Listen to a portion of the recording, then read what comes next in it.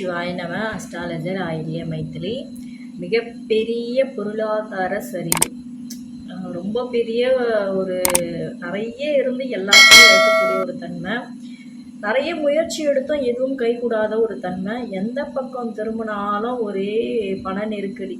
So இது போன்ற ஒரு மோசமான காலகட்டங்கள் எப்படி அமையும் அப்படின்றத பற்றி தான் இன்றைய பதிவில் நாம் பார்க்க இருக்கோம். ஸோ அதுக்கு முன்னாடி நம்ம சேனலை வந்து சப்ஸ்கிரைப் பண்ணாதவங்க சப்ஸ்கிரைப் பண்ணிக்கோங்க. நான் போடக்கூடிய வீடியோஸ்கள் எல்லாமே வந்து உங்களுக்கு கண்டினியூஸாக வரும். அது போக வந்து அஸ்ட்ராலஜர் ஆயில்ய மைத்ரி அப்படின்ற யூடியூப், இன்ஸ்டா, ஃபேஸ்புக்கில் வந்து என்னோடய ஐடி இருக்கும். ஃபாலோ பண்ணுறவங்க ஃபாலோ பண்ணிக்கோங்க. பயனுள்ள பதிவுகளை 4 பேருக்கு ஷேர் பண்ணுங்கள் மக்களே. ஸோ இன்றைய பதிவில் வந்து நாம் வந்து முழுமையாக தெரிஞ்சுக்கக்கூடியது என்னென்னா, மிகப்பெரிய ஒரு பொருளாதார நெருக்கடியான காலகட்டங்கள் எப்படி இருக்குன்றதை பற்றி தான். ஸோ மிகப்பெரிய ஒரு பொருளாதார நெருக்கடின்னு நம்ம சொல்லியாச்சு. ஸோ ரீசெண்டாக வந்து நிறைய கிளைண்ட்ஸ் எல்லாம் அதிகமாக சொன்ன வார்த்தை என்னென்னா, இன்னும் நான் இழக்கிறதுக்கு என்னோடய உயிரை தவிர வேறு எதுவுமே இல்லை. நான் இனியும் நான் அழுதேன்னா என் கண்ணில் இருந்து ரத்தம் தான் வருமே தவிர தண்ணி வராது. அந்த அளவுக்கு மிகப்பெரிய ஒரு மோசமான ஒரு காலகட்டங்களை கடப்பவர்கள் சொன்ன வார்த்தை வந்து அது ரொம்ப ஒரு சில ஜோதிடர்களும் ஜாதகம் பார்க்குறவங்களுக்கெல்லாம் ஜாதகம் பார்க்கும்பொழுதே தெரியும், இந்த மாதிரியெல்லாம் மோசமான காலகட்டங்கள்லாம் உங்களுக்கு நடந்துகிட்ருக்கு. அதை எப்படி நம்ம பக்குவமாக அவங்கக்கிட்ட எடுத்து சொல்லணுன்றத வந்து சில அனுபவம் இருந்தால் தான் பக்குவமான ஒரு தன்மையில் உங்கள்கிட்ட சில விஷயங்கள் சொல்ல முடியும். இதுதான் இப்படி தான் அப்படின்னு சொல்லிட்டு போனோன்னா இன்னும் கொஞ்சம் அவங்களுக்கு வந்து மனநிலை வந்து பாதிக்கப்படும். ஸோ இது போன்ற ஒரு மோசமான காலகட்டங்களை விதியை வந்து மாற்ற முடியாது. ஆனால் அதை எப்படி கையாண்டு அதுலேருந்து வந்து நம்ம வெளியே வரணும், அதை அந்த காலகட்டங்களை எப்படி நம்ம தாங்கி கடந்து செல்லணும் அப்படின்றத பற்றி தான் இந்த பதிவில் வந்து முழுமையாக பார்க்க போகிறோம். ஸோ வந்து இப்போ வந்து சொல்லியிருக்கோம் இல்லையா, மோசமான காலகட்டங்கள். தசாபுத்தி நம்ம வாழ்க்கையில் நல்லது கெட்டது ரெண்டுமே வந்து நடக்குது அப்படின்னா அதுக்கு முக்கியமான காரணம் தசாபுத்தி தான். தசாபுத்தி அந்தர், தசாவை விட புத்திநாதன் ரொம்ப ரொம்ப பவர்ஃபுல்லானவர், புத்தியை விட அந்தர் ரொம்ப பவரானவர். ஸோ இந்த தசா புத்தி அந்தர், இப்போ ஒரு சிலருக்கெல்லாம் வந்து பார்த்திங்க அப்படின்னா அஷ்டமாதிபதி, பாதகாதிபதி, 6 குடையவரோட தசை, இந்த மாதிரியெல்லாம் ஒரு 6, 8, 12 நடக்கக்கூடாதுன்னு நம்ம காமனாக சொல்லுவோம். ஏன்னா அது வந்து கெட்ட விஷயங்களை வந்து அதிகமாக கொடுக்கும். அதே போல் தான் பாதகாதிபதி. ஸோ பாதகாதிபதி தசை வந்து பாதகாதிபதி தசையோட அஷ்டமாதிபதி புத்தி, பாதகாதிபதியோட அந்தர், அஷ்டமாதிபதியோட அந்தர், 6 குடையோரோட அந்தர், 12 குடையோட அந்தர், 8 குடையோட அந்தர். ஸோ இந்த மாதிரியான சில காம்பினேஷன்ஸ் எல்லாம் ஒரு சில ஜாதகங்களுக்கெல்லாம் வந்து பார்த்திங்கன்னா சொல்லவே முடியாதுங்க கஷ்டங்களை. ஏன்னா அவங்களால வந்து அதுலேருந்து மீளவே முடியாது. எந்த பக்கம் திரும்பி பார்த்தாலும் லாக்கில் தான் இருக்கும்.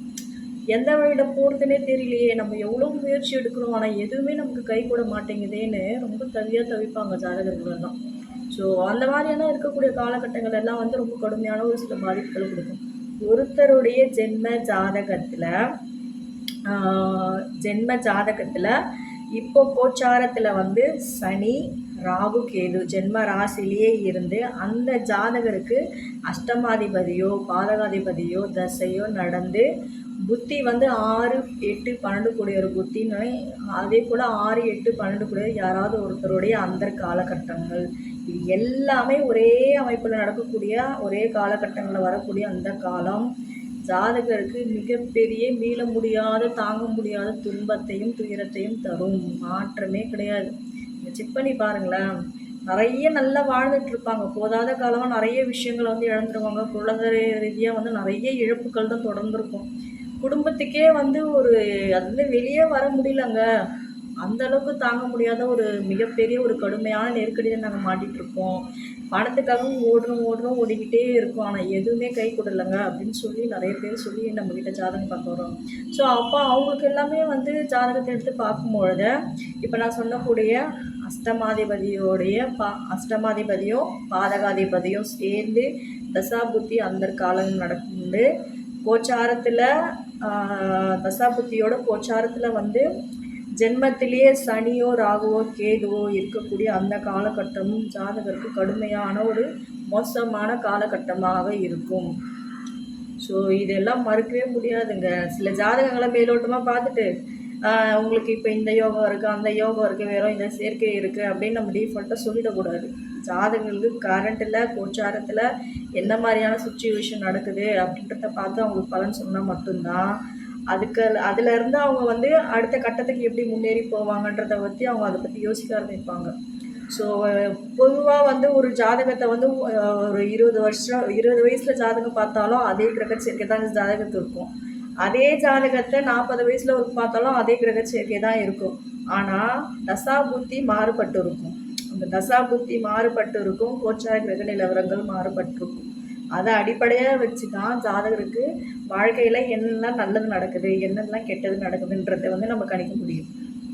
ஸோ முக்கியமாக பார்த்திங்கன்னா இது போன்ற ஒரு மோசமான ஒரு காலகட்டங்கள் நடக்கக்கூடிய டைமில் தான் எந்த கோவிலுக்கும் போகக்கூடாதுன்ற எண்ணம் வரும். சுற்றி இருக்கிற எல்லா உறவுகள்கிட்டையும் ஒரு மிகப்பெரிய ஒரு கசப்பான ஒரு நிகழ்வுகளும் நடக்கும்.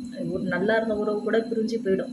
ஏன்னா பணம் இருந்தால் எல்லா உறவும் பக்கத்தில் இருக்கும், பணம் இல்லைன்னா எல்லா உறவும் தூரமாக இருக்கும். இதுதான் யதார்த்தமான உண்மை.